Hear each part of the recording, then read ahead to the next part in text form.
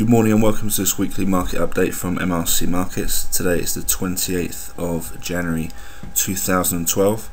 What we're going to do today is go through some technical analysis on Euro dollar, cable, dollar Swiss, dollar yen and gold. Just try and give, basically in the video we're just going to try and give some sort of weekly outlook into the markets via technical analysis, mainly looking at the weekly, daily, 4-hour and 1-hour charts. We won't go any lower than that, but yeah, it's just basically the whole idea of the video is just to show you what I'm kind of focusing on the charts and things to kind of look out for, and hopefully these will help you out in your trading. We won't make any trade calls or recommendations. You trade at your own risk. If you could please read our full disclaimer on our website at www.mrcmarkets.com. Okay, let's have a look at the euro dollar. This is the weekly chart. We won't spend too much time on the weekly chart, but it is useful to look at the weekly chart just to give you some sort of context. And also, if you're a longer term trader, then of course it's a very useful chart to look at. So in the first, in terms of perspective wise, things you want to keep an eye out for. So I'm just going to change the colour of these. This is quite easy to do. Just right click and you can see how I did it there. So yeah, that's the longer term trend line. We also have the sort of trend line support you can have a look at there. Just in terms of sort of bigger picture, so we're currently trading inside a huge channel there. Let's zoom it in though,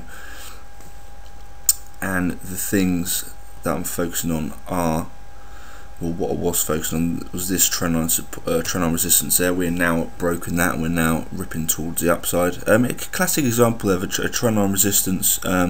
Once it broke above, you can then see these candles here came back down, tested the trend line resistance, which was now turned into support, and we've now started to rip towards the upside. You can then see how we test this 100-week moving average. And we've now, last week's candle was a clean break above this 100-week moving average, really bullish candle there.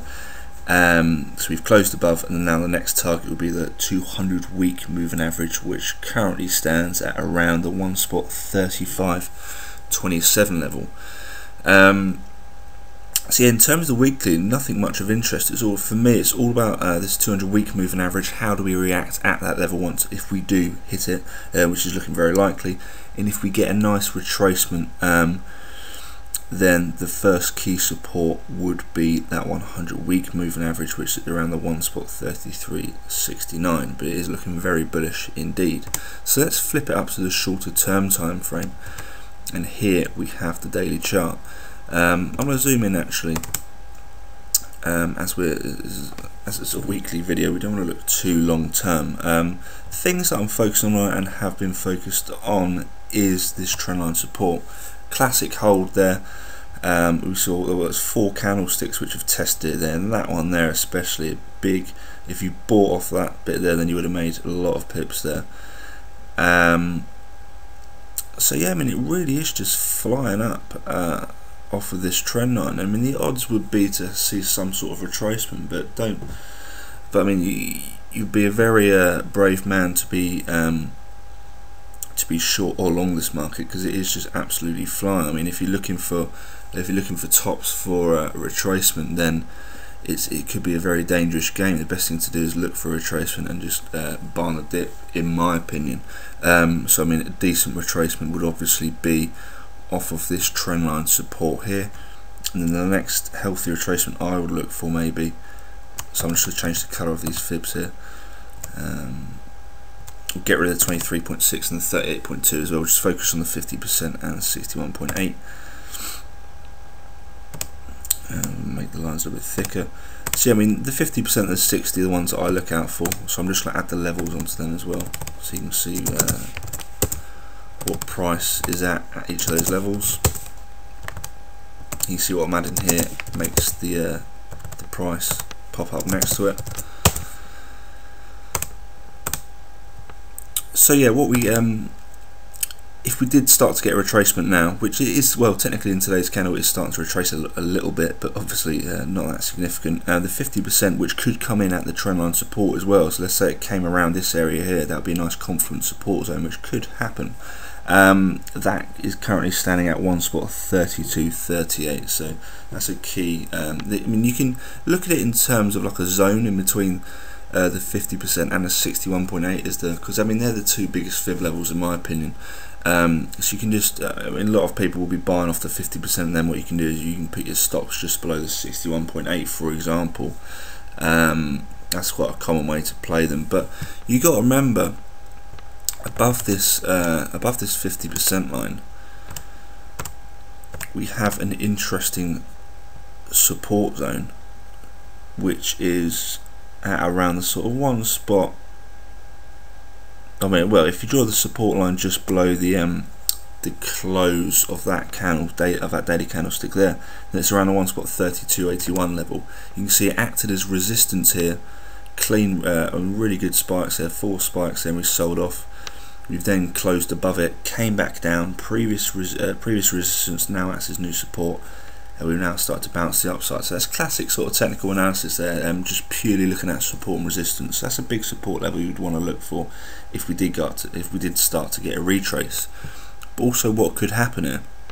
You can see these spikes around here created a nice resistance level. So if we came back down, then that also could act as a support.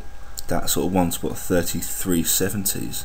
So here what we'll do is, if we zoom in on the 4 hour, we'll just clean this. Actually, no, we won't. We'll just take off this fib here.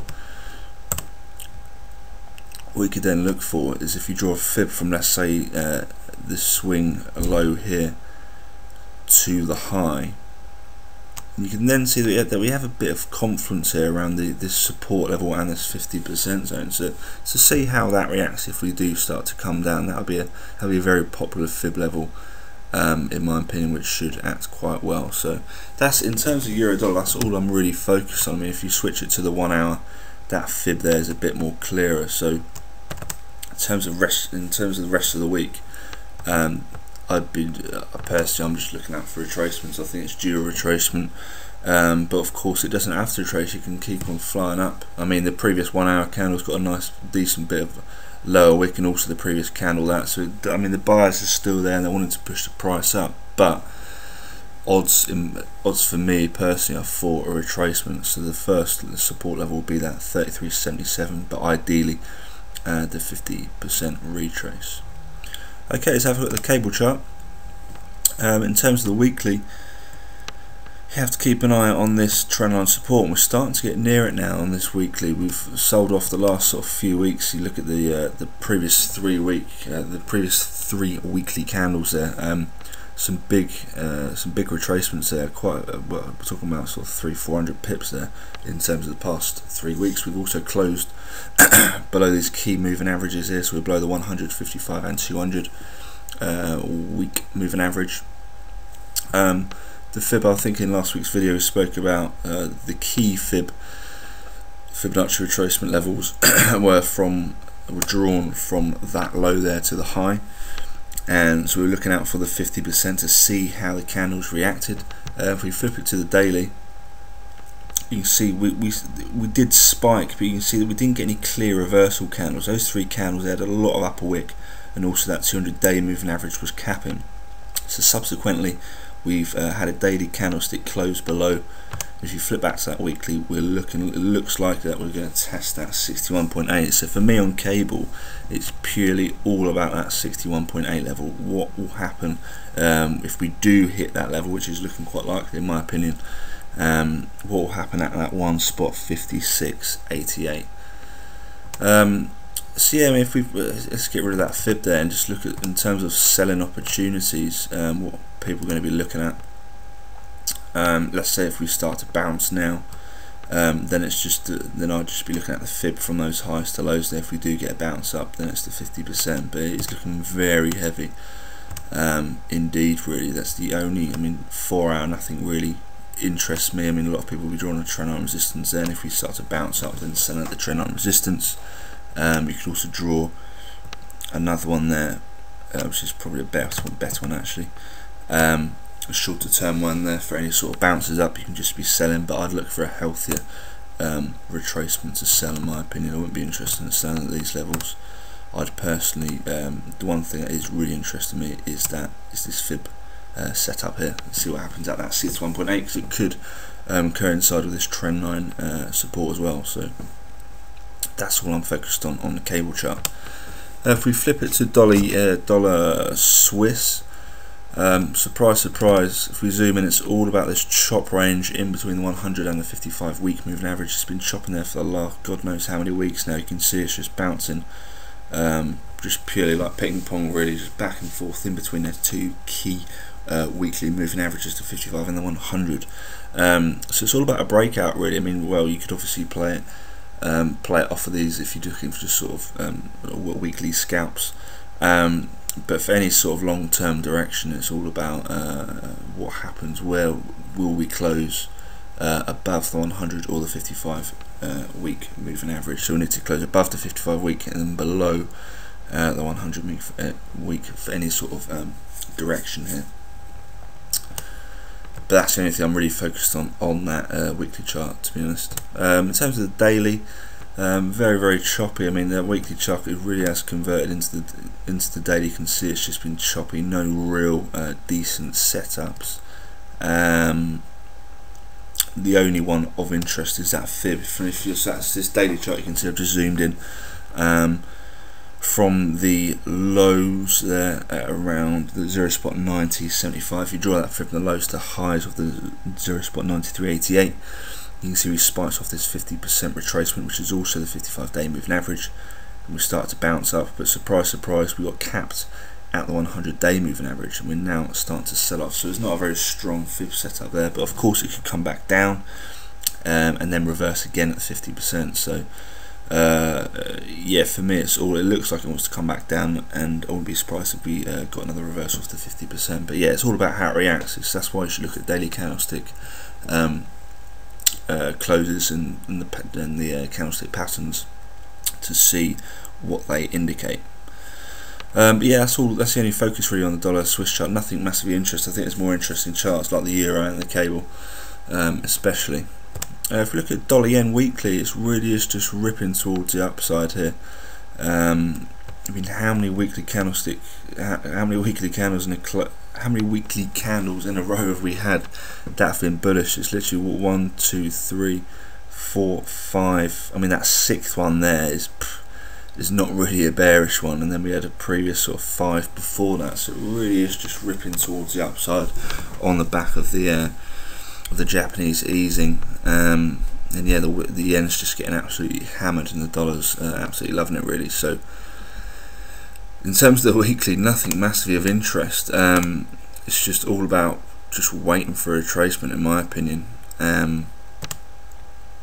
Yeah, the only real thing of interest would be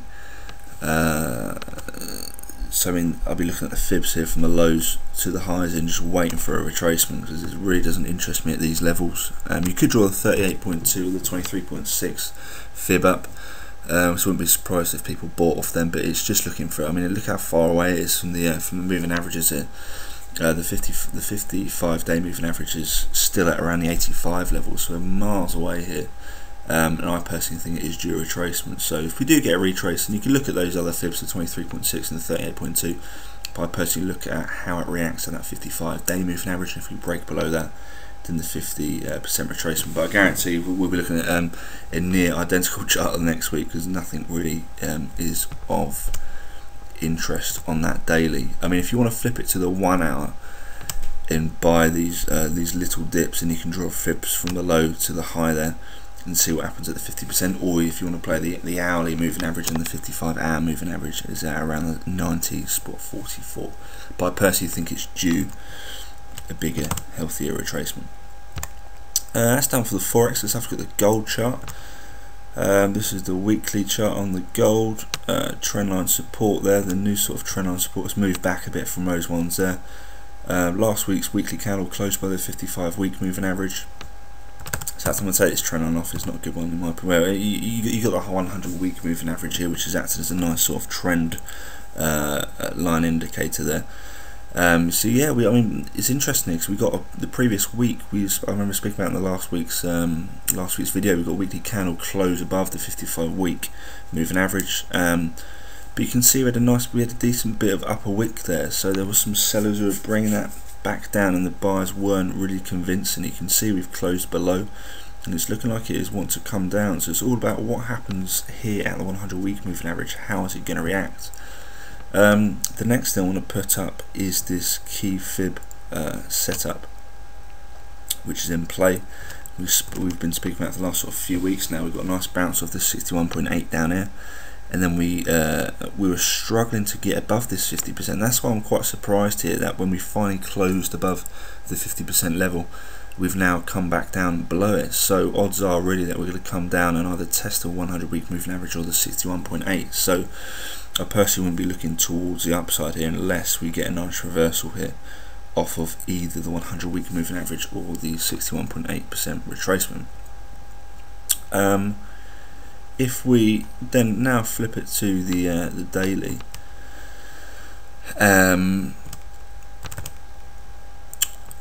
let's just get rid of this fib actually first of all. What a lot of people will be looking at for is this smaller fib here from the lows to the highs, and you can now see we're testing this 61.8% retracement. Now probably be a bit more clear on the 4-hour chart.